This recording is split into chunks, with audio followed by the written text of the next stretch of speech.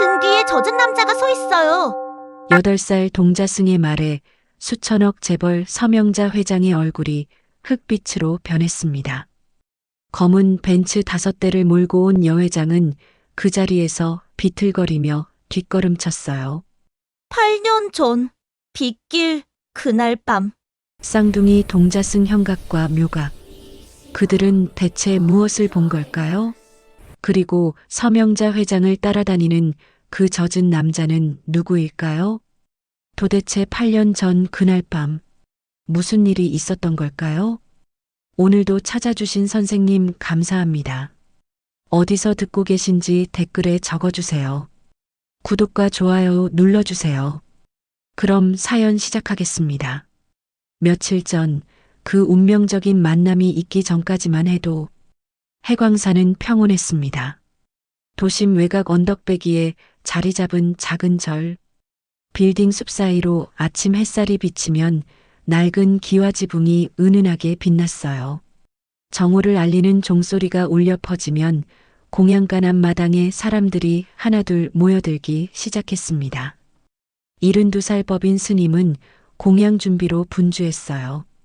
커다란 솥에서 김이 모락모락 피어올랐습니다. 된장찌개 냄새가 절 안가득 퍼졌어요. 그 옆에서 8살 쌍둥이 동자승 형각과 묘각이 분주히 움직였습니다. 회색 장삼자락을 펄럭이며 공양 쟁반을 나르고 물을 따르고 빈 그릇을 치웠어요. 어른들도 버거워할 일인데 쌍둥이는 마치 날쌘 다람쥐처럼 척척 해냈습니다. 하지만 사람들이 해광사를 찾는 이유는 공양 때문만이 아니었어요. 스님들, 저 좀 봐주세요. 오전 10시쯤 절 입구부터 줄이 늘어서기 시작했습니다. 50대 아주머니가 울먹이며 법당으로 뛰어들어왔어요. 스님들, 우리 손녀가 3일째 안 들어와요. 경찰도 못 찾았어요. 제발 좀 봐주세요. 형각과 묘각이 나란히 앉아 있었습니다. 쌍둥이는 서로 눈도 마주치지 않았어요. 하지만 호흡은 완벽했습니다. 형각이 손녀 사진을 손에 들었어요. 눈을 감았습니다. 몇 초간 정적이 흘렀어요. 할머니, 손녀 지금 물 근처에 있어요. 형각의 목소리가 낮게 깔렸습니다. 빨간 컨테이너 안 갇혀 있어요. 묘각이 귀를 기울이는 신용을 했어요. 그리고 자연스럽게 이어받았습니다. 우는 소리 들려요. 서쪽으로 5킬로. 폐공장 쪽 개울가요. 쌍둥이가 동시에 고개를 들어 할머니를 봤어요.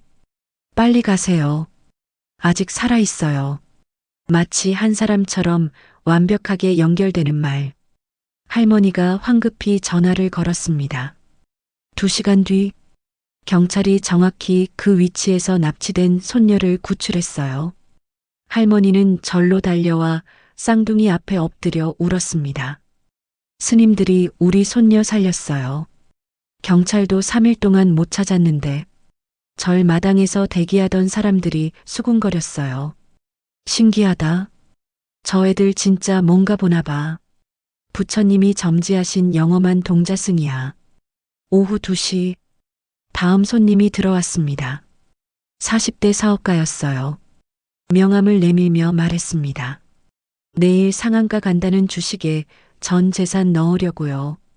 괜찮을까요? 묘각이 갑자기 귀를 막으며 소리쳤어요. 안 돼요.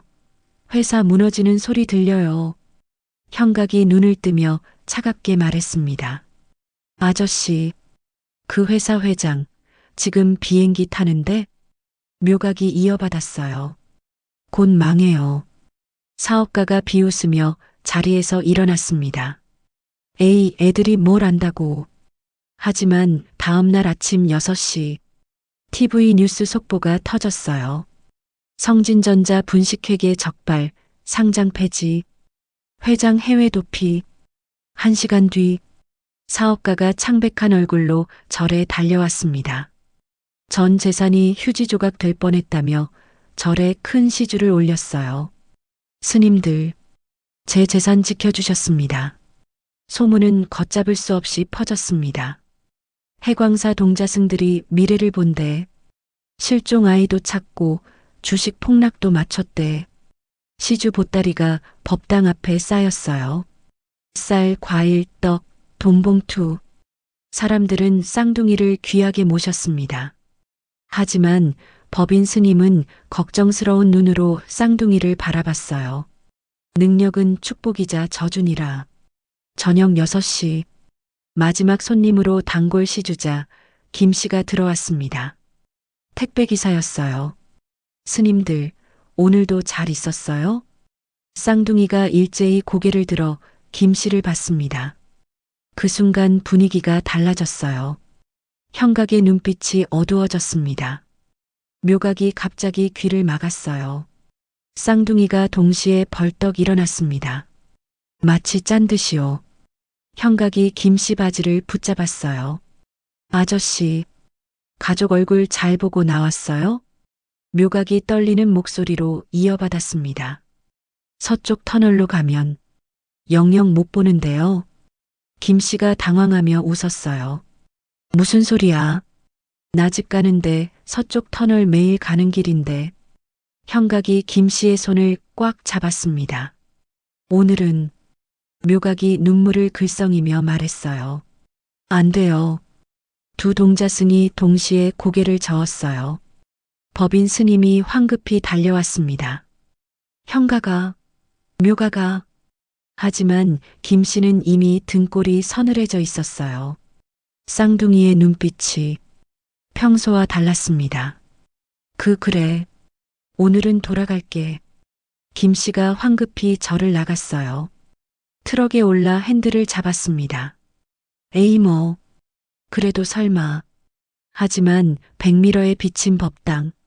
창문 너머로 쌍둥이가 자신을 보고 있었어요. 마치 가지 마세요라고 눈으로 말하는 것 같았습니다. 젠장. 30분 돌아가는 게 낫겠다. 김 씨는 우회도로 방향으로 핸들을 꺾었어요. 1시간 뒤 저녁 7시 절 공양간에서 설거지 중이던 법인 스님 앞 TV에서 속보가 터졌습니다. 긴급 속보입니다. 서쪽 터널 입구에서 오중 추돌 사고가 발생했습니다.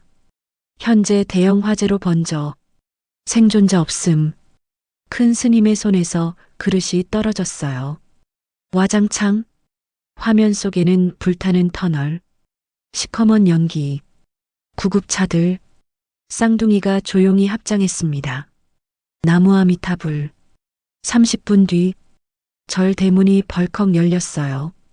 김 씨가 헐레벌떡 뛰어들어왔습니다. 스님들. 법당으로 달려가 쌍둥이 앞에 큰 절을 올렸어요. 스님들, 저 살려주셔서 감사합니다. 평소 같으면 전 지금 목이 메어 말을 잇지 못했습니다. 눈물이 주르륵 흘렀어요. 쌍둥이가 담담하게 말했습니다. 아저씨는 아직 할 일이 남았어요. 3살 딸이 아저씨 기다리잖아요. 김 씨가 엉엉 울었어요. 어떻게 우리 딸 나이까지. 밖에서 지켜보던 사람들이 경악했습니다. 터널 사고를 예언했어. 죽을 사람 살렸다. 다음 날부터 절이 난리가 났어요.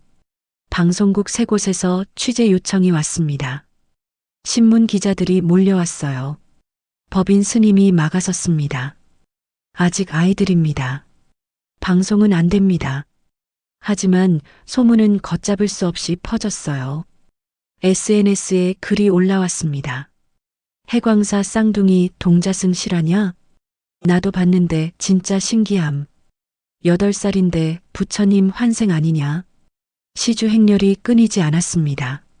하지만 그 소문은 예상치 못한 곳까지 퍼져갔어요. 도심 한복판, 대한종합건설 회장실, 65세 서명자 여회장이 비서에게서 보고를 받고 있었습니다. 회장님, 재개발 구역 인근에 절이 하나 있습니다. 해광사라는 곳인데. 절? 서명자의 눈빛이 차갑게 가라앉았어요.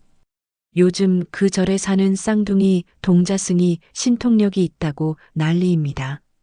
터널 사고까지 예언했다는데 서명자의 손에 든 찻잔이 덜컥 흔들렸습니다. 신통력? 미래를 본다고? 10년 전 그날 밤이 스쳐 지나갔어요. 빗길, 개천, 물속으로 가라앉는 차, 그 애들. 혹시 서명자의 얼굴이 창백하게 질렸습니다. 회장님? 당장 그 절 가본다. 차 준비해. 다음 날 아침 8시 절 대문에 커다란 공고문이 붙어 있었습니다. 도심 재개발 구역 지정고시 해광사 부지 포함 3개월 내 이주 권고. 낙인에는 대한종합건설이라고 찍혀 있었어요. 법인 스님이 공고문을 보며 주먹을 꽉 쥐었는데 10년 전 그 회사가 또 왔다는 생각에 온몸이 떨렸습니다. 쌍둥이가 스님 옆에 서서 조용히 물었어요. 큰 스님, 우리 절이 없어지는 거예요? 묘각의 눈에 눈물이 그렁그렁 맺히며 떨리는 목소리로 물었습니다. 우리 어디로 가요? 법인 스님이 쌍둥이의 머리를 쓰다듬으며 괜찮다고 큰 스님이 지킬 테니 걱정 말라고 했지만 목소리는 떨리고 있었어요. 며칠이 지나는 동안 절에 찾아오는 사람들 사이로 이상한 소문이 돌기 시작했는데 재개발 반대하면 큰일 난다는 얘기며 대한종합건설 건드렸다간 어떻게 되는지 모른다는 말들이 오갔습니다. 시주 오는 사람들의 발걸음이 뚝 끊겼어요. 그날 오전 10시 절로 올라오는 좁은 골목길에서 평소엔 들을 수 없던 소리가 들려왔습니다. 우르르르. 육중한 엔진 소리가 언덕 아래에서부터 울려 퍼지자 동네 사람들이 놀라 골목으로 나왔어요. 저게 뭐야? 검은 벤츠 5대가 천천히 올라오고 있었는데 번쩍번쩍 광이 나는 차체가 햇빛을 받아 눈이 부실 정도였습니다.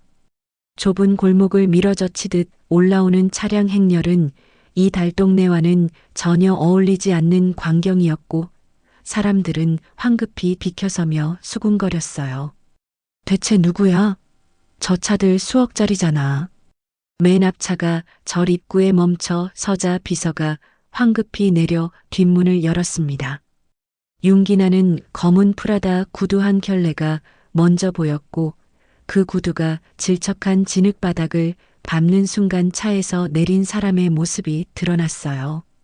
65세쯤 되어 보이는 여자였는데 샤넬 트위드 재킷에 검은색 금빛 단추가 번쩍였고 목에는 굵은 금목걸이, 손가락마다 금반지가 10개나 끼워져 있었습니다.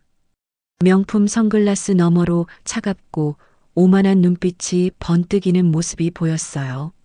서명자 여회장이었습니다.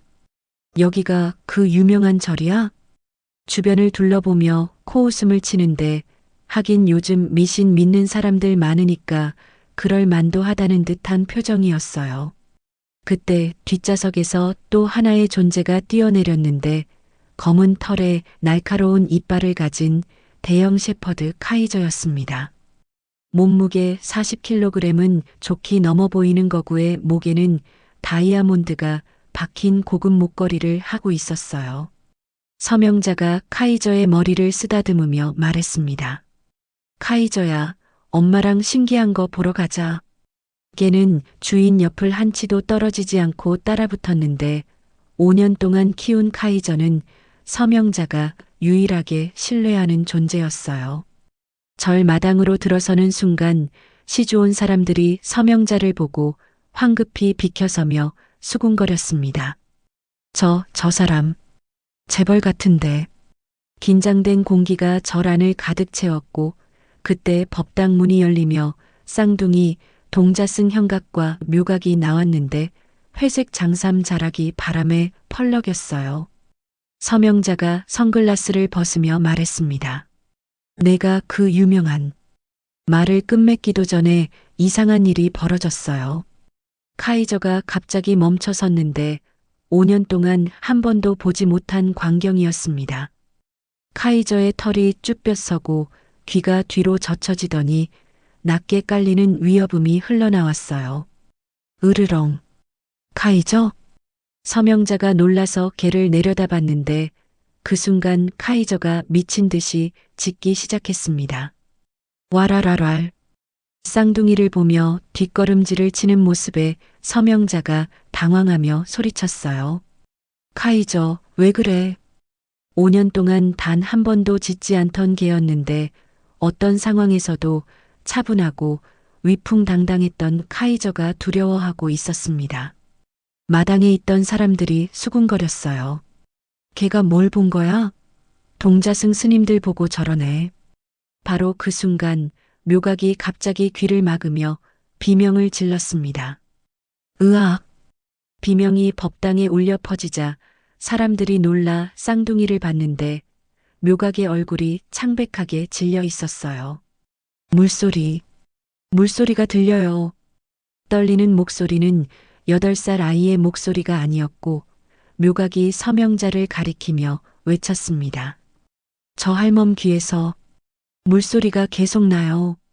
서명자의 얼굴이 굳어지는 순간 형각이 천천히 서명자를 바라보며 눈을 감았다가 천천히 떴어요. 8살 아이의 눈이 아니었습니다. 깊고 서늘하고 모든 것을 꿰뚫어 보는 듯한 눈빛이었어요. 할멈. 형각의 목소리가 차분하게 가라앉으며 말을 이었습니다.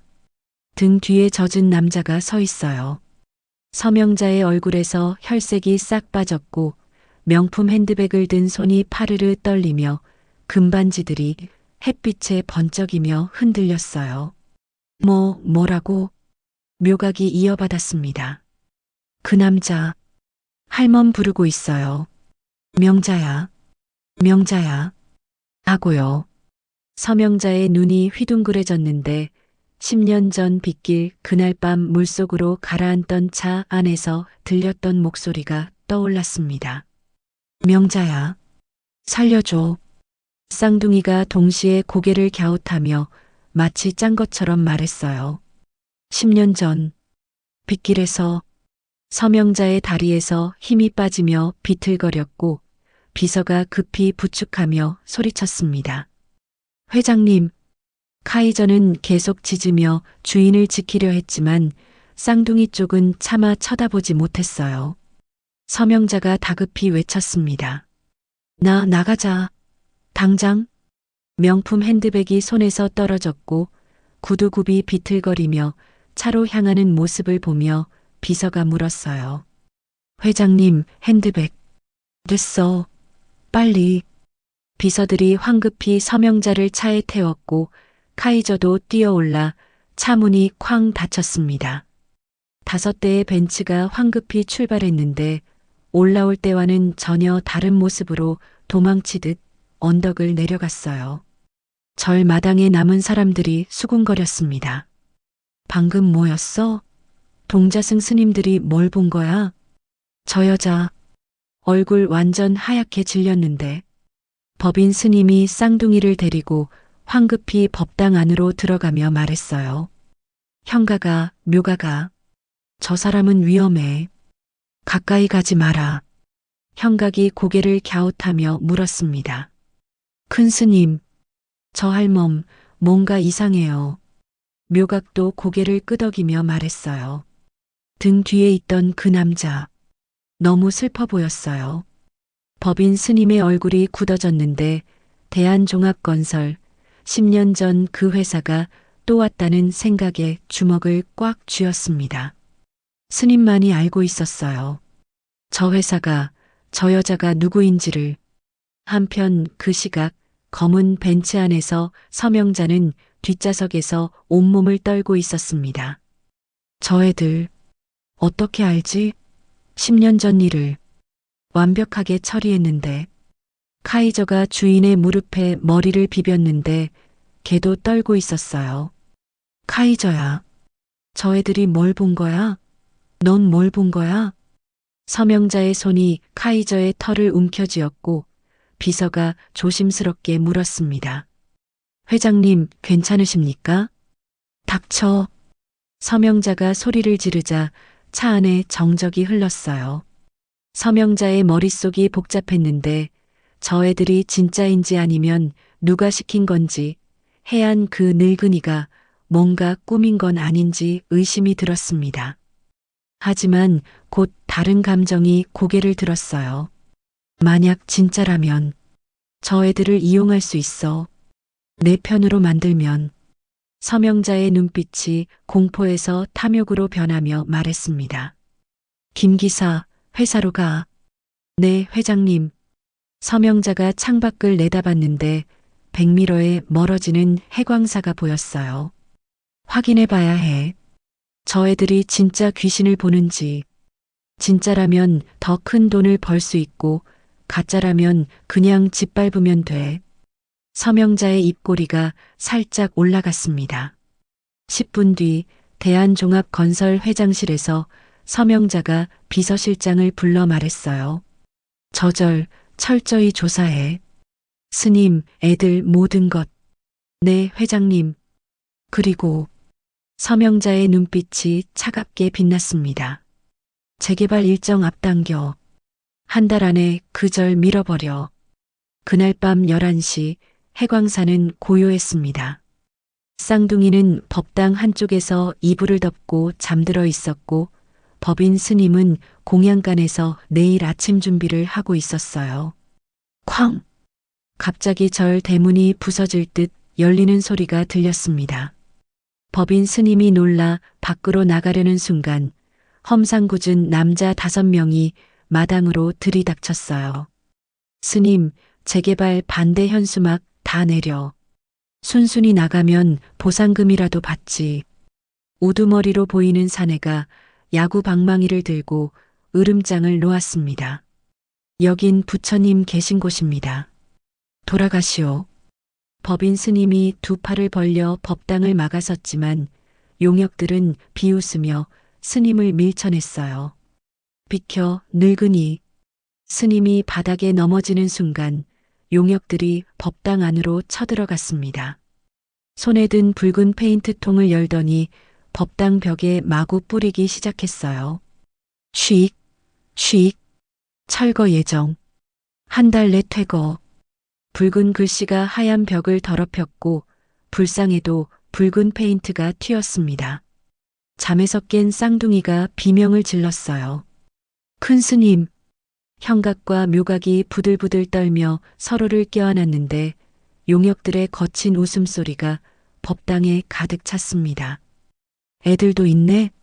귀신 보는 애들이 이 조그만 애들이야? 다음엔 이런 식으로 봐주는 거 아니야. 그러니까 알아서 꺼져. 용역들이 비웃으며 나가자 법인 스님이 쌍둥이를 끌어안았어요. 괜찮다, 괜찮아. 큰 스님이 있다. 하지만 스님의 손도 떨리고 있었습니다. 다음 날 아침 6시 동네 사람들이 법당의 참상을 보고 혀를 찼어요. 아이고, 이게 무슨 짓이야. 대한종합건설 무섭다더니 정말 무섭네. 하지만 아무도 나서서 도와주지 않았습니다. 모두들 자기 집 재개발 보상금이나 챙기려 바빴어요. 법인 스님은 하루 종일 쌍둥이와 함께 벽을 닦았지만 붉은 페인트 자국은 쉽게 지워지지 않았습니다. 쌍둥이는 무서웠지만 큰 스님을 도우려 열심히 걸레질을 했어요. 큰 스님, 저 나쁜 사람들 또 올까요? 묘각이 걱정스럽게 물었습니다. 괜찮다. 큰 스님이 지킬 테니. 법인 스님이 쌍둥이의 머리를 쓰다듬었지만 속으로는 깊은 한숨이 나왔어요. 대한종합건설. 10년 전처럼 또. 해가 지고 저녁 8시가 되자 스님이 쌍둥이를 재웠습니다. 형가가, 묘가가, 오늘은 일찍 자거라. 큰 스님이 지킬 테니 걱정 마라. 쌍둥이는 피곤했는지 금세 잠들었어요. 법인 스님은 잠든 쌍둥이를 보며 주먹을 꽉 쥐었습니다. 이준혁? 자네 아이들만은 지켜야 하는데. 그때 법당 밖에서 조심스럽게 부르는 소리가 들렸어요. 스님, 법인 스님 계십니까? 문을 열자 40대 남자가 서 있었습니다. 검은 정장에 서류 가방을 든 강태수 변호사였어요. 강 변호사, 이 밤에 웬일인가? 동네 소문 들었습니다. 용역들이 저를 습격했다고. 괜찮으십니까? 강태수가 법당 안을 둘러보다가 벽에 붉은 페인트를 보고 얼굴이 굳어졌어요. 이게 대체 대한종합건설이 이렇게까지. 법인 스님이 쌍둥이가 자고 있는 곳을 가리키며 조용히 말했습니다. 안으로 들어오게. 애들 깰까봐. 두 사람은 공양간으로 들어가 문을 닫았어요. 법인 스님이 깊은 한숨을 쉬며 말했습니다. 강 변호사, 10년 전 이준혁 씨 사건 기억하나? 물론입니다. 제가 처음 변호사 됐을 때 도와드리지 못해서 지금도 죄송합니다. 강태수의 목소리가 낮게 가라앉았어요. 법인 스님이 주변을 살피더니 조용히 말했습니다. 사실은 이준혁 씨가 남긴 게 있네. 뭡니까? 증거일세. 10년 전 그날 이준혁 씨가 전화로 부탁했지. 만약의 경우를 대비해서 맡아달라고. 법인 스님이 불상 쪽으로 걸어가 뒤편 벽을 눌렀더니 작은 구멍이 열렸습니다. 안에서 낡은 상자를 꺼냈는데 10년 동안 숨겨온 비밀이었어요. 상자를 열자 물에 젖었던 흔적이 남은 안전모가 나왔고 그 안쪽에 작은 USB가 테이프로 붙어 있었습니다. 강태수의 눈이 커졌어요. 이게 이준혁 씨가 목숨 걸고 지킨 거라네. 하지만 비밀번호가 걸려 있어서 열지 못했지. 법인 스님이 오래된 노트북을 가져와 USB를 꽂았는데 화면에 비밀번호 입력창이 떴습니다. 8자리 숫자. 강태수가 몇 가지를 시도했지만 모두 실패했어요. 생년월일도 아니고. 도대체? 법인 스님이 잠시 생각하더니 말했습니다. 쌍둥이. 형각이와 묘각이 생일을 한번 넣어보게. 아이들 생일이요? 이준혁 씨가 아이들 태어나는 걸 얼마나 기다렸는지. 혹시나 해서 강태수가 쌍둥이의 생년월일 8자리를 입력했어요. 띵동. 잠금이 해제되었습니다. 열렸습니다. 화면에 폴더가 열리며 수십 개의 파일이 쏟아졌는데 두 사람은 숨을 죽이며 파일을 하나씩 열었어요.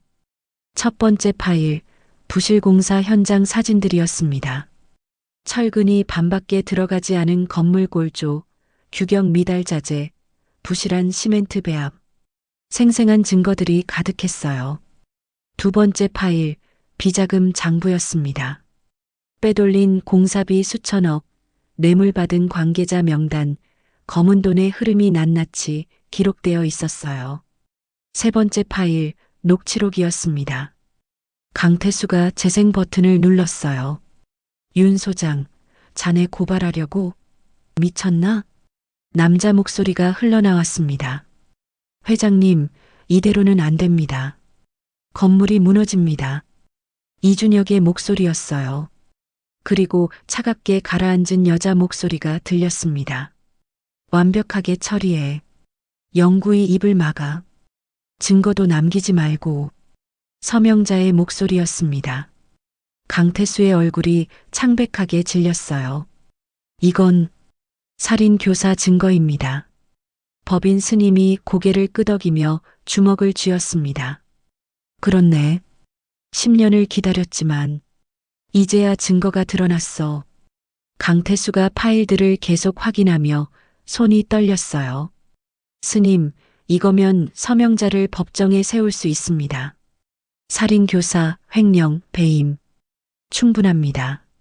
하지만 곧 얼굴이 어두워졌어요. 문제는 시간입니다.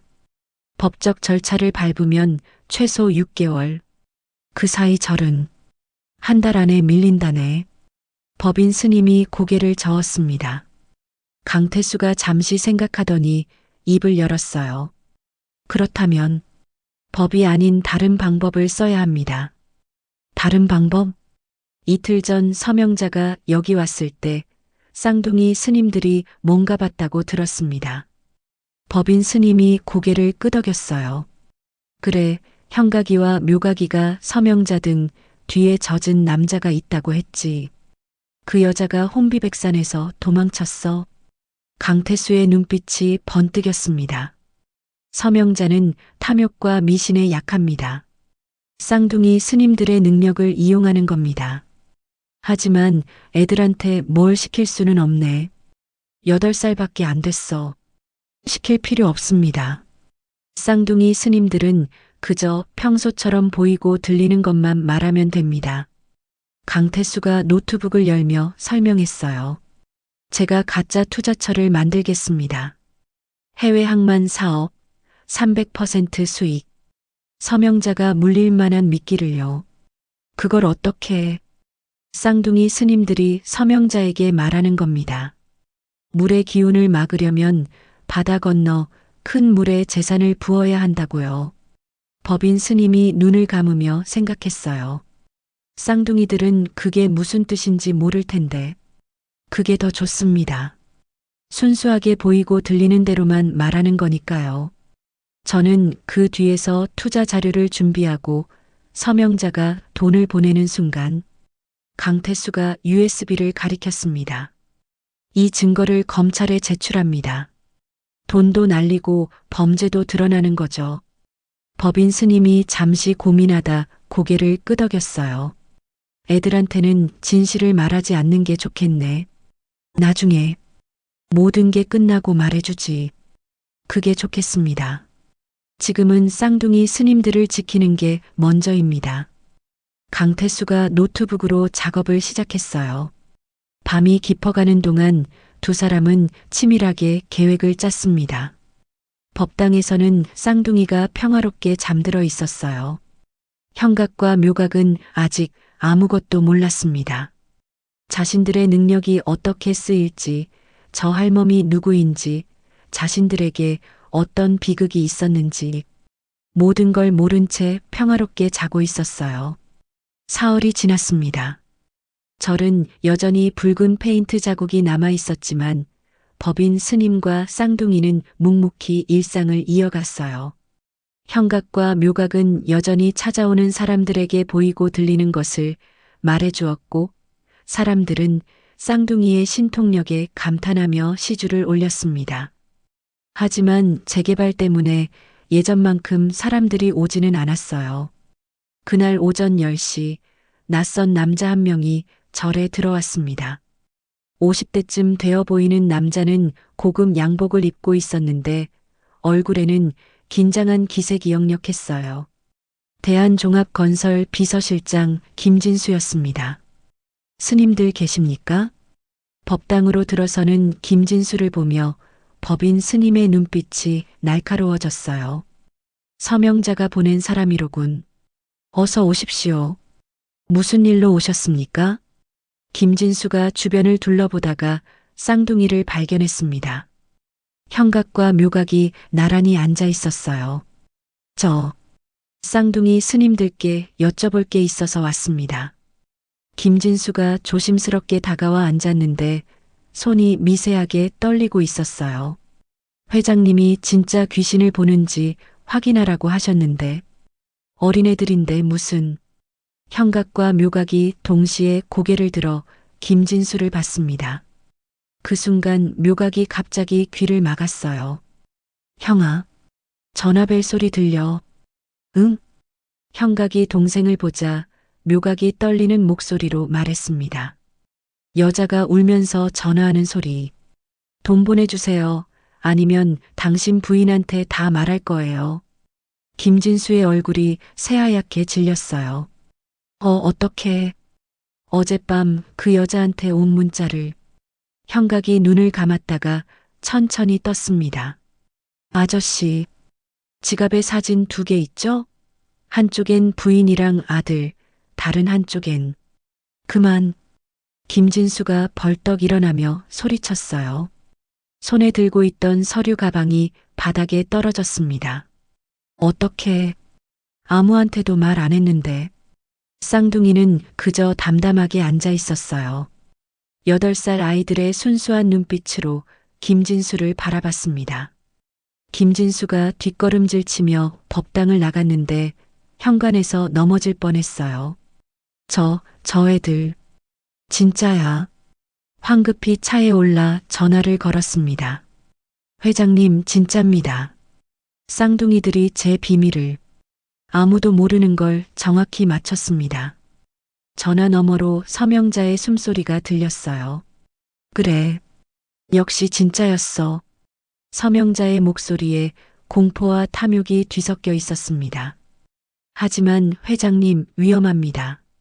저 애들이 회장님 일까지 알면 바보 같은 소리 마. 그래서 더 내 편으로 만들어야 하는 거야. 서명자가 차갑게 말했어요. 저 애들을 데려와. 내가 직접 확인하겠어. 한편 그 시각 절 뒤편 공양간에서 법인 스님과 강태수가 마주 앉아 있었습니다. 스님, 제가 만든 가짜 투자 사이트입니다. 강태수가 노트북 화면을 돌려 보였어요. 화면에는 그럴듯한 해외 항만 투자회사 홈페이지가 떠 있었는데 수익률 300%, 원금 보장, 해외 유명은행 보증 등 현란한 문구가 가득했습니다. 이걸 서명자에게 어떻게 쌍둥이들이 말하는 겁니다. 물의 기운을 막으려면 바다 건너 큰 물에 돈을 부어야 한다고요. 하지만 애들이 그런 말을 자연스럽게 할 수 있을까? 법인 스님이 걱정스러운 표정을 지었어요. 쌍둥이들은 원래 보이고 들리는 대로 말합니다. 제가 미리 암시를 줄 겁니다. 강태수가 작은 녹음기를 꺼냈어요. 이 녹음기에 바다, 물, 투자 같은 단어들을 반복해서 넣어두겠습니다. 쌍둥이들이 주무실 때 아주 작게 틀어놓으면 잠재의식에 심는다는 건가? 네, 쌍둥이들은 자신도 모르게 그 단어들이 떠오를 겁니다. 그리고 서명자를 보면 자연스럽게 법인 스님이 잠시 망설이다 고개를 끄덕였어요. 애들한테 해가 되지 않는다면 절대 해가 없습니다. 그저 꿈속에서 단어를 듣는 것뿐이니까요. 그때 법당에서 쌍둥이의 목소리가 들렸습니다. 큰 스님, 아까 그 아저씨가 뭔가 이상했어요. 두 사람이 황급히 법당으로 가자 형각과 묘각이 고개를 갸웃하고 있었어요. 무슨 일이냐? 아까운 아저씨요. 우리 보자마자 무서워하더니 도망갔어요. 묘각이 말했습니다. 나쁜 일 한 사람은 항상 무서워해요. 형각도 고개를 끄덕였어요. 법인 스님이 쌍둥이의 머리를 쓰다듬으며 말했습니다. 그래, 잘했다. 앞으로도 보이고 들리는 대로만 말하면 된다. 네, 큰 스님. 쌍둥이가 씩씩하게 대답했어요. 그날 밤 쌍둥이가 잠든 후 강태수가 법당에 작은 스피커를 숨겼습니다. 아주 작은 소리로 녹음된 내용이 흘러나왔어요. 물, 바다, 큰 물, 재산, 바다 건너. 쌍둥이는 평화롭게 잠들어 있었고 귓가에 아주 희미하게 단어들이 스며들었습니다. 이틀 뒤 오후 2시 검은 벤츠가 다시 절 앞에 멈춰 섰어요. 이번에는 한 대만 왔습니다. 비서실장 김진수가 내려 법당으로 들어왔는데 표정이 굳어 있었어요. 스님, 회장님께서 쌍둥이 스님들을 뵙고 싶어 하십니다. 안 됩니다. 애들은 아직 어립니다. 법인 스님이 단호하게 거절했어요. 회장님께서 절 재개발을 재검토하시겠답니다. 단 쌍둥이 스님들을 한 번만 뵙고 싶다고. 법인 스님의 눈빛이 흔들렸습니다. 드디어 서명자가 미끼를 물었군. 애들 안전을 보장할 수 있습니까? 물론입니다. 회장님 저택에서 잠깐 뵙는 것뿐입니다. 법인 스님이 쌍둥이를 불렀어요. 형가가, 묘가가. 저 아저씨 따라가서 한 할멈을 만나고 와야겠구나. 이틀 전 그 할멈이요?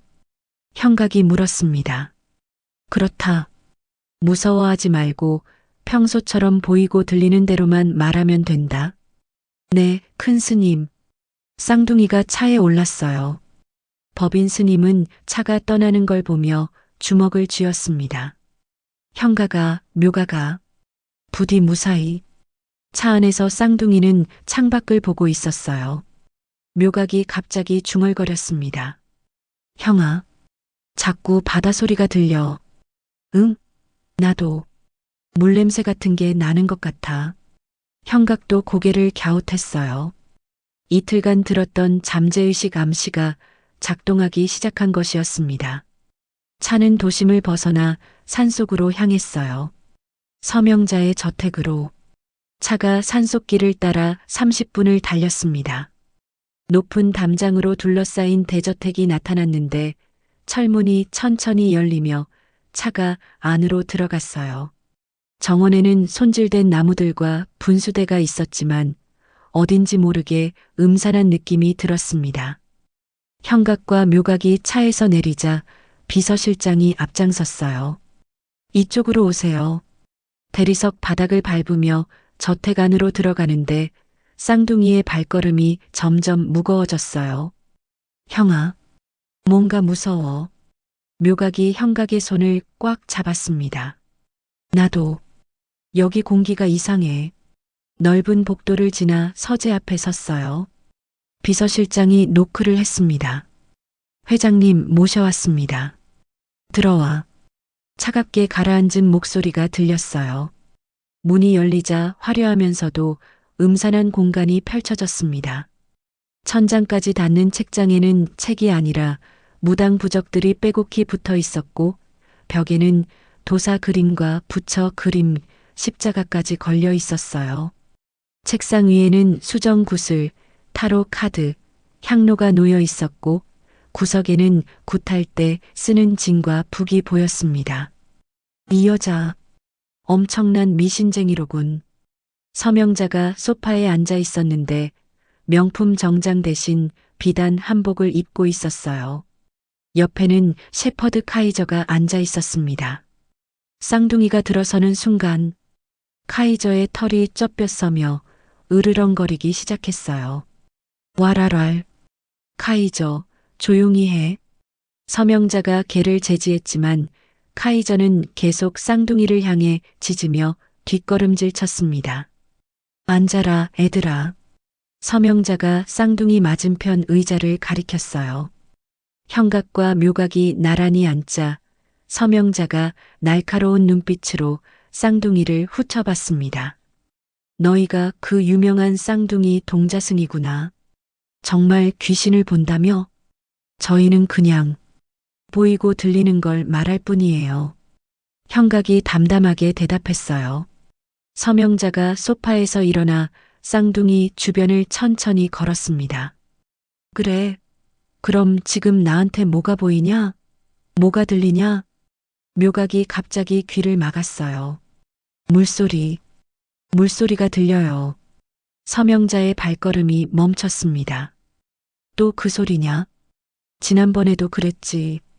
할멈 귀에서 계속 물소리가 나요. 첨벙첨벙. 누가 물속에서 허우적대는 소리. 묘각의 목소리가 떨렸어요. 형각이 눈을 감았다가 천천히 떴습니다. 할멈. 등 뒤에 그 젖은 남자 또 왔어요. 지난번보다 더 가까이 있어요. 서명자의 얼굴이 하얗게 질렸어요. 얼마나 가까이? 바로 뒤에요. 할멈 어깨에 손 올리고 있어요. 서명자가 비명을 지르며 뒤를 돌아봤지만 아무것도 없었습니다. 거짓말이지? 누가 시킨 거야? 그 늙은 스님이. 저희는 보이는 대로 말할 뿐이에요. 쌍둥이가 동시에 말했어요. 서명자가 소파에 주저앉으며 손으로 얼굴을 감쌌습니다. 10년이 지났는데 아직도 날 따라다녀? 카이저가 주인 곁으로 다가가 머리를 비볐지만 걔도 계속 쌍둥이 쪽을 경계하며 낑낑거렸어요. 할멈. 묘각이 조심스럽게 입을 열었습니다. 물의 기운이 너무 세요. 이대로 가면 어떻게 된다는 거야? 서명자가 다급히 물었어요. 형각이 고개를 저으며 말했습니다. 그 남자가 할멈을 데려가요. 물속으로. 안 돼. 어떻게 해야 해? 어떻게 하면 막을 수 있어? 서명자가 쌍둥이 앞으로 다가와 무릎을 꿇었습니다. 65세 대기업 회장이 8살 아이들 앞에 무릎을 꿇는 모습은 기이했어요. 묘각이 귀를 기울이는 신용을 했습니다. 물로 막아야 한다는 소리가 들려요. 물로 물을 막아? 무슨 소리야? 형각이 창밖을 보며 중얼거렸어요. 바다가 보여요. 큰 물, 바다 건너. 이틀간 잠재의식에 심어진 단어들이 자연스럽게 흘러나왔습니다. 바다 건너 큰 물에 재산을 부어야 해요. 그러면 물의 기운이 약해져요. 묘각도 형의 말을 이어받았어요. 할멈 재산을 물에 던져야 해요. 큰 물, 바다 쪽으로. 서명자의 눈빛이 흔들렸습니다. 재산을 바다에? 그럼 돈을 버리라는 거야? 아니요. 형각이 고개를 저었어요.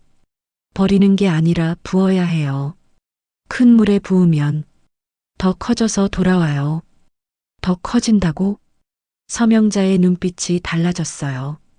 공포에서 탐욕으로. 그래, 투자를 말하는 거구나. 묘각이 고개를 끄덕였습니다. 바다 건너, 배 많은 곳, 항구 소리 들려요. 서명자가 벌떡 일어나 비서를 불렀어요.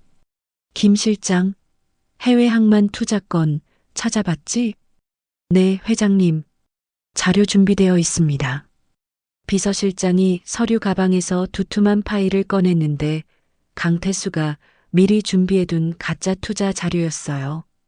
동남아 항만 개발 프로젝트, 수익률 300%, 3년 내 원금 회수.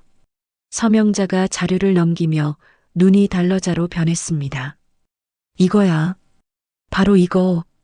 쌍둥이를 보며 다시 물었어요. 이게 맞아? 여기에 돈을 넣으라는 거지? 형각과 묘각이 서류를 보더니 동시에 고개를 끄덕였어요. 배가 많이 보여요. 큰 물, 바다. 쌍둥이는 진심으로 서류에서 항구와 배가 보이는 것 같았습니다. 잠재의식이 암시를 현실로 만들고 있었어요. 서명자가 환호하며 소리쳤습니다. 그래, 원혼도 맞고 돈도 벌고 일석이조야. 카이저가 불안한 듯 낑낑거렸지만 서명자는 들은 척도 하지 않았어요. 김 실장, 당장 준비해. 내일 송금할 거야. 회장님, 금액이 전부 내 전 재산 다 넣어. 하지만 회장님, 300%라며 3년 후면 수천억이 수조가 된다고. 서명자의 눈에는 탐욕만이 가득했습니다. 쌍둥이는 그저 서로를 보며 고개를 갸웃했어요. 할멈이 왜 저렇게 좋아하지? 우리가 뭐 잘못 말한 거 아니야? 서명자가 쌍둥이에게 다가와 머리를 쓰다듬었습니다. 고맙다 애들아. 너희가 나를 살렸어. 금반지 낀 손이 쌍둥이 머리를 어루만지는데 그 손길이 차갑게 느껴졌어요. 이제 가봐도 돼요? 묘각이 조심스럽게 물었습니다. 그래, 가거라. 김 실장, 애들 절까지 바래다 줘. 그리고 서명자가 지갑에서 수표를 꺼내 쌍둥이 손에 쥐어줬어요. 시주다. 받아라. 1천만 원짜리 수표였습니다. 쌍둥이는 어리둥절한 표정으로 수표를 받았어요. 차를 타고 저택을 떠나며 묘각이 형에게 물었습니다. 형아, 우리 뭔가 잘못한 것 같아. 나도. 할멈이 너무 좋아하니까 이상해. 하지만 쌍둥이는 자신들이 무슨 일을 한 건지 전혀 알지 못했어요. 그저 보이고 들리는 대로 말했을 뿐인데 저 할멈은 왜 그렇게 환호하는지 알 수 없었습니다. 한편 저택 서재에서는 서명자가 비서들을 모아놓고 지시하고 있었어요. 내일 아침 첫 비행기로 싱가포르 가. 직접 계약하고 송금할 거야. 회장님, 정말 전 재산을. 닥쳐. 저 애들이 본 거야. 틀림없어. 서명자의 목소리에 광기가 서려 있었습니다. 카이저만이 불안한 눈으로 주인을 바라보고 있었어요. 다음 날 아침 6시 서명자는 전용기를 타고 싱가포르로 향했습니다. 기내에서 서명자는 계속 투자 서류를 들여다보며 계산기를 두드렸어요. 3천억을 넣으면 3년 후 9천억. 아니, 재투자하면 더 불어날 수도 있어. 금반지 낀 손가락이 서류를 넘기며 떨렸는데 탐욕으로 인한 떨림이었습니다. 옆에 앉은 카이저가 불안한 듯 낑낑거렸지만 서명자는 신경도 쓰지 않았어요. 카이저야, 엄마가 곧 세계 최고 부자 될 거야. 원혼도 떨쳐내고 돈도 벌고. 오전 10시 싱가포르 도착. 고급 호텔 회의실에서 투자 담당자들이 서명자를 기다리고 있었는데 모두 강태수가 섭외한 가짜 직원들이었어요. 서명자 회장님 환영합니다. 계약서 준비되어 있습니다. 서명자가 계약서를 꼼꼼히 읽었지만 탐욕에 눈이 멀어 허점을 찾을 수 없었습니다. 수익률 300%, 원금 보장, 분기별 배당. 완벽해 보였어요. 좋아, 서명하지. 만년필로 사인을 하는 순간 서명자의 입꼬리가 올라갔습니다. 송금 계좌 알려주시죠. 비서실장이 노트북을 열어 계좌 정보를 입력했어요. 딸깍, 딸깍, 딸깍. 회장님, 금액이 정말 전액입니까? 그래, 3,500억 전부 넣어. 하지만 시끄러워. 빨리. 비서실장이 떨리는 손으로 송금 버튼을 눌렀습니다. 띵. 송금이 완료되었습니다. 화면에 거액이 빠져나가는 것이 보였어요. 서명자가 환호하며 자리에서 벌떡 일어났습니다. 됐어. 이제 3년만 기다리면 돼. 투자 담당자들이 샴페인을 따라주며 축하했어요. 회장님의 현명한 선택에 축배를. 잔을 부딪히는 소리가 회의실에 울렸습니다. 서명자는 황홀한 표정으로 창밖을 내다봤어요. 이제 아무도 날 막을 수 없어. 그 원혼도, 그 누구도. 바로 그 시각, 오후 2시. 대한민국 서울중앙지검. 강태수 변호사가 검사실 문을 두드렸습니다. 검사님, 중요한 제보가 있어서 왔습니다. 무슨 제보인데요? 10년 전 대한종합건설 현장 소장 이준혁 씨 의문사 사건. 살인 교사 증거를 가져왔습니다. 검사의 눈빛이 날카로워졌어요. 강태수가 서류 가방에서 USB를 꺼냈습니다. 이 안에 부실공사 증거, 비자금 장부, 그리고 서명자 회장의 살인 교사 녹취록이 들어 있습니다. USB를 컴퓨터에 꽂자 파일들이 화면에 펼쳐졌어요. 검사가 파일을 하나씩 열어보며 표정이 굳어졌습니다. 이건 확실한 증거입니까? 이준혁 씨가 목숨 걸고 남긴 겁니다. 음성 감식도 받았고 사진들도 메타데이터 확인됩니다. 녹취록 재생 버튼을 누르자 서명자의 목소리가 흘러나왔어요. 완벽하게 처리해. 영구히 입을 막아. 증거도 남기지 말고. 검사가 자리에서 일어났습니다. 당장 영장 청구하겠습니다. 서명자 소재 파악되나요? 지금 싱가포르에 있는 걸로 압니다. 내일 오전 귀국 예정입니다. 공항에서 체포하겠습니다. 검사실이 긴급회의로 바빠지기 시작했어요. 다음 날 아침 6시, 서명자는 전용기를 타고 서울로 돌아왔습니다. 기분이 들떠 있었는데 3,500억이 3년 후 수조가 된다는 생각에 잠도 오지 않았어요. 김 실장, 집 가자. 카이저한테 좋은 간식 사줘야지. 네, 회장님. 공항 VIP 통로로 나서는 순간이었습니다. 서명자 회장님이십니까? 검은 정장을 입은 남자들이 앞을 막아섰어요. 누구야? 서울중앙지검 수사관입니다. 긴급 체포 영장 집행합니다. 뭐라고? 서명자의 얼굴이 하얗게 질렸습니다. 10년 전 이준혁 씨 살인 교사 혐의, 업무상 배임, 횡령 혐의로 체포합니다. 수갑이 서명자의 손목에 채워졌어요. 철컥. 금반지 10개가 낀 손목에 차가운 수갑이 감겼습니다. 말도 안 돼. 10년 전 일을 지금 와서. 증거가 확보되었습니다. 묵비권을 행사하실 수 있습니다. 공항 로비로 끌려가는 서명자를 보며 사람들이 수군거렸어요. 저 사람 대한종합건설 회장 아냐? 뉴스 나올 거다. 카이저가 주인을 따라가려 했지만 비서가 겨우 붙잡았습니다. 회장님, 검찰 차량에 실려가며 서명자가 비명을 질렀어요. 내 돈, 싱가포르에 보낸 돈은 어떻게? 하지만 아무도 대답하지 않았습니다. 같은 시각, 서명자의 저택, 검찰 수사관들이 압수수색에 들어갔어요. 서재의 금고를 열자 또 다른 비자금 증거들이 쏟아졌습니다. 이거 전부 압수합니다. 오전 9시 TV 속보가 터졌어요. 긴급 속보입니다. 대한종합건설 서명자 회장이 10년 전 살인 교사 혐의로 긴급 체포되었습니다. 뉴스 화면에는 수갑찬 서명자가 검찰 차량에 실려가는 모습이 나왔어요.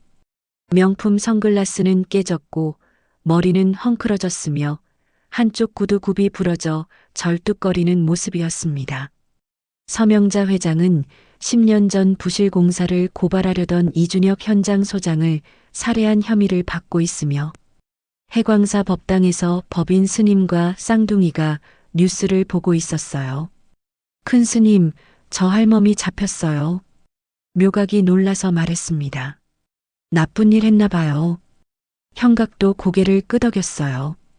법인 스님은 조용히 합장했습니다. 이준혁? 자네 원한이 풀렸네. 강태수 변호사가 절로 달려왔어요. 스님, 성공했습니다. 수고했네, 강 변호사. 그런데 투자금은? 서명자가 보낸 돈은 어떻게 됩니까? 법인 스님이 씁쓸하게 웃었어요. 그건 사라졌지. 가짜 계좌였으니까. 그럼 그 돈은 누군가 챙겼겠지. 하지만 중요한 건 법인 스님이 쌍둥이를 보았습니다. 애들이 안전하다는 거네. 쌍둥이는 아직도 무슨 일이 벌어진 건지 전혀 몰랐어요. 자신들이 한 말이 어떤 결과를 낳았는지, 저 할멈이 왜 잡혔는지, 그저 뉴스 화면 속 할멈이 불쌍해 보인다고 생각했습니다. 큰 스님, 저 할멈 왜 울어요? 묘각이 물었어요. 나쁜 일 한 사람은 결국 벌을 받는 거란다. 법인 스님이 쌍둥이의 머리를 쓰다듬으며 말했습니다. 검찰 조사실. 서명자가 책상을 치며 소리쳤어요. 싱가포르 투자금 내 3,500억. 당장 돌려받아야 해. 회장님, 그 투자처는 존재하지 않습니다. 가짜였습니다. 뭐라고? 서명자의 눈이 뒤집혔습니다. 그럼 내 돈은, 내 전 재산은 사라졌습니다. 추적 중이지만 서명자가 바닥에 주저앉았어요. 전 재산을 잃고 살인 교사범으로 체포되고 저 애들, 쌍둥이 동자승. 서명자가 이를 갈았습니다. 날 속인 거야. 처음부터. 하지만 쌍둥이는 아무것도 모르고 있었어요. 그저 보이고 들리는 대로 말했을 뿐인데 그것이 거대한 덫이 될 줄은. 체포 후 석 달이 지났습니다. 서울중앙지방법원 대법정 오전 10시 서명자의 재판이 열리는 날이었어요. 법정 밖에는 취재진들이 구름처럼 몰려들었고 방청객들도 입장을 기다리며 줄을 섰습니다. 대한종합건설 회장 재판이라며 10년 전 살인 사건이라는데 법정 안으로 들어서는 서명자는 초라한 모습이었어요. 명품 정장 대신 회색 수의를 입었고 금반지들은 모두 압수당해 손가락이 휑하니 비어 있었으며 한때 빛나던 금목걸이 자리에는 아무것도 없었습니다. 머리는 백발이 섞여 헝클어졌고 얼굴은 수척하게 말랐어요. 방청석 뒤편에 법인 스님과 쌍둥이가 앉아 있었습니다. 형각과 묘각은 구경하러 온 것처럼 두리번거리며 주변을 살폈어요. 형아, 여기가 법정이구나.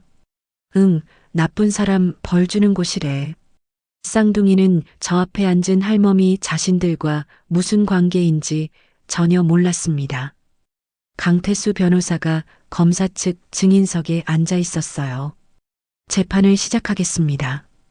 판사의 목소리가 법정에 울렸습니다. 피고인 서명자, 10년 전 이준혁 현장 소장 살인 교사, 업무상 배임, 횡령 등 총 18개 혐의로 기소되었습니다. 검사가 자리에서 일어나 말했어요. 검사 측은 결정적 증거를 제출하겠습니다.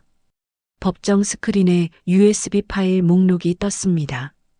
부실공사 현장 사진들이 하나씩 공개되었는데 철근이 반밖에 들어가지 않은 골조, 규격 미달 자재들이 생생하게 보였어요. 방청객들이 숨을 죽이며 화면을 봤습니다. 이어서 비자금 장부를 공개하겠습니다. 수천억 대의 검은 돈 흐름이 화면에 펼쳐졌어요. 서명자의 얼굴이 창백하게 질렸습니다. 그리고 가장 결정적인 증거입니다. 검사가 재생 버튼을 눌렀어요. 스피커에서 목소리가 흘러나왔습니다. 회장님, 이대로는 안 됩니다. 건물이 무너집니다. 이준혁의 절박한 목소리였어요. 법인 스님의 주먹이 꽉 쥐어졌습니다. 이준혁? 자네 목소리를 다시 듣는구나. 윤 소장 때문에 회사가 망하겠어. 당장 입 막아. 남자 목소리가 거칠게 내뱉었습니다. 그리고 차갑게 가라앉은 여자 목소리. 완벽하게 처리해. 영구히 입을 막아. 증거도 남기지 말고. 서명자의 목소리였습니다. 방청석이 술렁였어요. 저게 살인 지시 아냐? 녹취록이 이렇게 명확한데. 서명자가 자리에서 벌떡 일어났습니다. 조작이야. 저건 조작된 거라고. 조용히 하십시오. 판사가 호통을 쳤어요. 검사가 계속 말을 이었습니다. 이 녹음은 음성 감식 결과 피고인의 목소리가 맞습니다. 녹음 날짜는 10년 전 5월 15일 이준혁 씨가 사망하기 이틀 전입니다. 그리고 이틀 뒤인 5월 17일 밤 이준혁 씨는 빗길에서 의문사했습니다. 스크린에 10년 전 사고 현장 사진이 떴어요. 개천에 빠진 차, 구조대원들, 그리고 물에 젖은 안전모. 묘각이 갑자기 귀를 막았습니다. 형아, 물소리. 나도 들려. 누가? 물속에서. 쌍둥이가 불안해하자 법인 스님이 두 손을 꽉 잡아줬어요. 괜찮다. 큰 스님이 있다. 검사가 마지막 증거를 제출했습니다. 피고인은 체포 직전 가짜 투자처에 3,500억 원을 송금했습니다. 이는 쌍둥이 동자승의 예언을 믿고 행한 것으로 이해 있습니다. 서명자의 변호인이 벌떡 일어났어요. 그건 투자 실패일 뿐 범죄와 무관합니다. 기각합니다. 탐욕을 보여주는 정황 증거로 인정합니다. 판사가 손을 들어 조용히 시켰어요. 서명자가 방청석을 돌아봤는데 그 순간 쌍둥이와 눈이 마주쳤습니다. 형각과 묘각이 담담하게 서명자를 바라보고 있었어요. 8살 아이들의 맑은 눈빛. 저 애들. 처음부터 날 속인 거야? 아니면 서명자는 알 수 없었습니다. 쌍둥이가 모든 걸 알고 있었는지 아니면 정말 순수하게 보이는 대로만 말한 건지. 최후 진술하시겠습니까? 판사가 물었어요. 서명자가 비틀거리며 일어났습니다. 저는 회사를 지키려고. 목소리가 떨렸어요. 이준혁이 고발하면 수천 명 직원이 일자리를 잃는다고. 그래서 사람을 죽였습니까? 검사의 날카로운 질문에 서명자가 말문이 막혔습니다. 나는 직접 죽이지 않았어. 지시했습니다. 녹음이 증명합니다.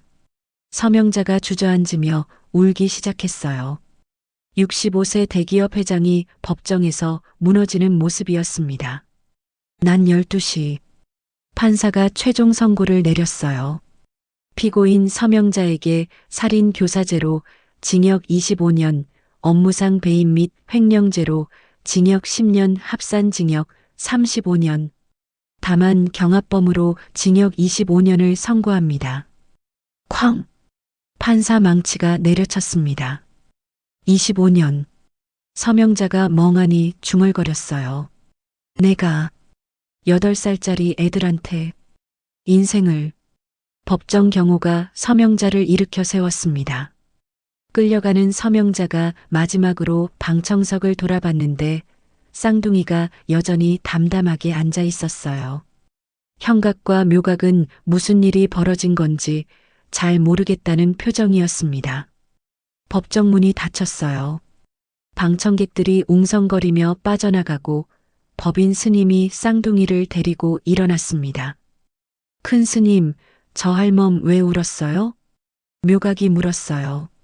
나쁜 일 한 사람은 벌을 받는 거란다. 그럼 우리가 본 그 젖은 남자는요? 형각이 물었습니다. 법인 스님이 잠시 망설이다 말했어요. 나중에 너희가 더 크면 말해주마. 강태수 변호사가 다가왔습니다. 스님, 끝났습니다. 이준혁 씨의 명예도 회복되고 유족 보상도 진행됩니다. 유족이라면 조은희 씨 말입니다. 병원비와 생활비 그리고 강태수가 쌍둥이를 보며 목소리를 낮췄어요. 아이들 양육비도 나옵니다. 법인 스님이 고개를 끄덕였습니다. 법정을 나서며 형각이 하늘을 올려다봤어요. 형아, 저 할멈 따라다니던 젖은 남자. 이제 안 보일 것 같아. 응, 나도. 이제 물소리 안 들려. 쌍둥이는 알지 못했습니다. 자신들이 본 그 젖은 남자가 누구였는지, 왜 저 할멈을 따라다녔는지, 그리고 그 모든 것이 자신들과 어떤 관계인지. 6개월이 지났습니다. 재개발은 중단되었고 해광사는 문화재로 지정되어 보존이 결정되었어요. 법당의 붉은 페인트 자국도 깨끗이 지워졌고 다시 사람들이 찾아와 시주를 올렸습니다. 어느 봄날 오전 10시 강태수 변호사가 저를 찾아왔어요. 스님, 좋은 소식이 있습니다. 무슨 소식인가? 조은혜 씨가 의식을 회복했습니다. 법인 스님의 눈이 커졌습니다. 정말인가? 네, 재판 이후 충격이 풀렸는지 서서히 호전되더니 드디어 강태수의 목소리가 떨렸어요. 법인 스님이 법당으로 들어가 쌍둥이를 불렀습니다. 형가가, 묘가가, 큰 스님이 너희에게 할 말이 있다. 쌍둥이가 나란히 앉았어요. 너희 어머니가 살아계신다. 형각과 묘각의 눈이 휘둥그레졌습니다. 엄마가요? 그래, 10년 동안 병원에 계셨는데 이제 깨어나셨다. 만나러 가자. 오후 2시 정신병원. 강태수가 쌍둥이 손을 잡고 복도를 걸었는데 법인 스님도 함께였어요. 긴장하지 마라. 어머니는 너희를 무척 보고 싶어 하신다.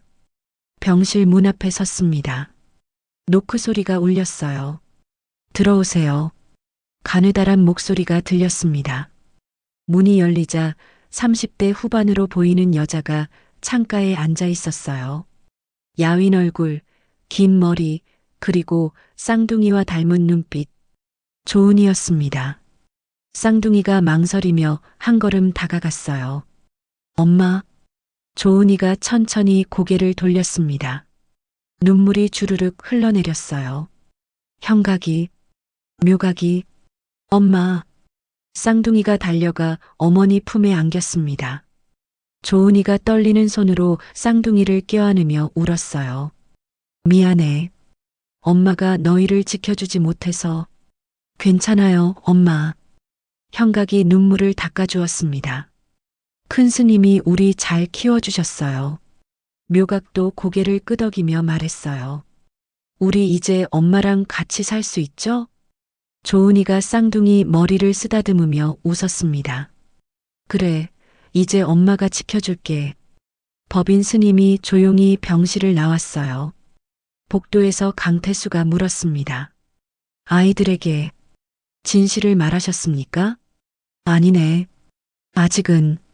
법인 스님이 창밖을 내다봤어요. 언젠가는 알아야겠지만 지금은 행복한 시간을 주고 싶네. 한 달 뒤 해광사 법당에 이준혁의 위패가 모셔졌습니다.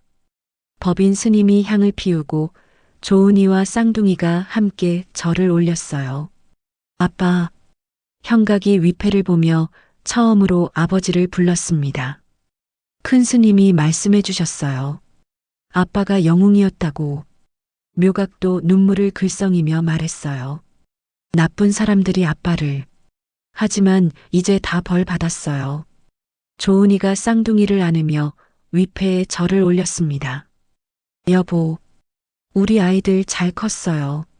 당신 닮아서 착하고 용감해요. 그 순간 법당 밖에서 바람이 불어왔어요. 멀리서 들리던 물소리가 잔잔하게 잦아들었습니다. 마당에 벚꽃이 휘날리며 떨어졌어요. 형각과 묘각이 마당으로 뛰어나가 벚꽃잎을 받았습니다. 형아, 이제 물소리 완전히 안 들려. 응, 나도. 그 젖은 아저씨도 안 보여. 쌍둥이는 이제 알았습니다. 그 젖은 남자가 자신들의 아버지였다는 것을, 자신들이 아버지의 원한을 풀어주었다는 것을. 법인 스님이 마당에 서서 쌍둥이를 바라보며 중얼거렸어요. 인과응보. 그것이 부처님 가르침이니라. 조은이가 쌍둥이 손을 잡고 절 계단을 내려왔습니다. 엄마, 우리 어디 가요? 집에 가자. 이제 우리 셋이 같이 살 집으로.